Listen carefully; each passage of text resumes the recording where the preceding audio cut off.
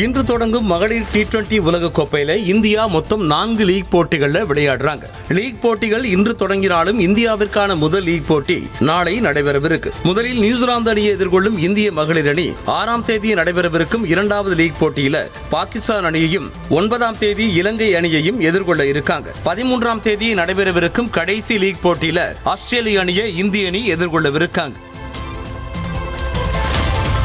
மகளிர் T20 உலகக்கோப்பை தொடர்ல ஸ்மார்ட் ரீப்ளே சிஸ்டத்தை அறிமுகப்படுத்தி இருக்காங்க. ஒரு ICC தொடர்ல இது மாதிரியான ரீப்ளே சிஸ்டத்தை பயன்படுத்துறது இதுவே முதல் முறை.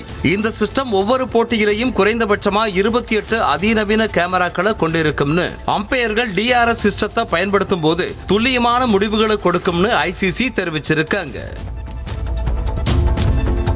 மகளிர் T20 உலகக்கோப்பை தொடர் முதலா ஒரு பொது நாட்டில் நடத்தப்படுது. முன்னதாக இந்த உலகக்கோப்பை தொடர் வங்கதேசத்தில் நடத்த திட்டமிடப்பட்ட நிலையில அங்கு நடக்கும் உள்நாட்டு அரசியல் பிரச்சனைகள் மற்றும் பாதுகாப்பு காரணங்களுக்காக அந்நாட்டுக்கு செல்ல வேண்டாம்னு தொடர்ல பங்கேற்கும் நாடுகள் அறிவுறுத்தி இருந்தாங்க. அதனைத் தொடர்ந்துதான் எல்லா அணிகளுக்குமே பொதுவான நாடாக ஐக்கிய அரபு அமீரகம் தேர்ந்தெடுக்கப்பட்டு அங்கு போட்டிகள் நடத்தப்படுது. மகளிர் T20 உலகக்கோப்பை லீக் போட்டியில நாளை இந்தியா விளையாட இருக்கிற நிலையில அது குறித்து பேசியிருக்கும் இந்திய முன்னணி வீராங்கனை ஷஃபாலி வர்மா இந்த உலகக்கோப்பையை வெல்வதில் தான் தங்களோட முழு கவனமும் இருக்கிறதா தெரிவிச்சிருக்காங்க. மேலும் தனிப்பட்ட சாதனைகள் ஆட்டத்தோட ஒரு பகுதி என்றும், ஆனால் நம்ம அணி வெற்றி பெறும்போது வரும் உணர்வுகள் விவரிக்க முடியாதுன்னும், அந்த இரவு தனக்கு நல்ல தூக்கம் வரும்னு ஷஃபாலி வர்மா தெரிவிச்சிருக்காங்க.